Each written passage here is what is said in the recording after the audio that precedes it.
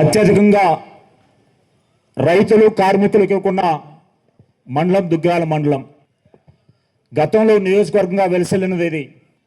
డిలిమిటేషన్లో మంగళగిరిలో నియోజకవర్గంలో కలవటం, అలాగే ఈ మండలాన్ని కూడా వైసీపీ ప్రభుత్వంలో కూడా తెలుగుదేశం పార్టీ కూటమి ప్రభుత్వం మండల ప్రజా పరిషత్ కైవసం చేసుకోవటం మనందరం చూసాం.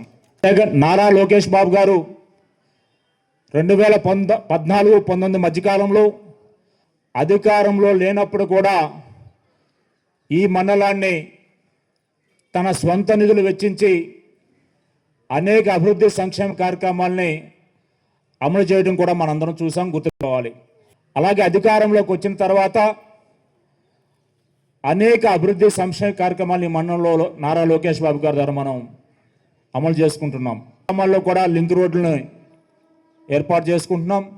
ముఖ్యంగా రేవేంద్రపాడు నుంచి తెనాలి వరకు కూడా ఎంతో అధ్వానంగా ఉన్నటువంటి ఈ రోడ్డుని సుందరంగా నిర్మించుకోవడం కూడా నారా లోకేష్ బాబు గారి చేతుల మీదుగా మనందరం చూసాం.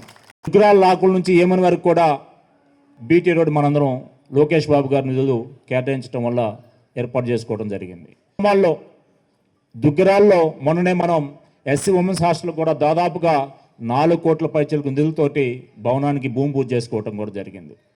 కెనాల్స్ అన్నీ కూడా ఆధునీకరించుకోవటం, ఎక్కడైనా షట్టర్స్ లీక్ అవుతుంటే అవి కూడా కొత్త షట్టర్స్ నిర్మించుకోవటం, కెనాల్ ఇలా ఏ గ్రామంలో కూడా అభివృద్ధి సంక్షేమాన్ని నారా లోకేష్ బాబు గారి ఆధ్వర్యంలో ఈ నియోజకవర్గంలో పరిగణిస్తుందానికి మనందరం ప్రత్యక్ష ఉదాహరణ.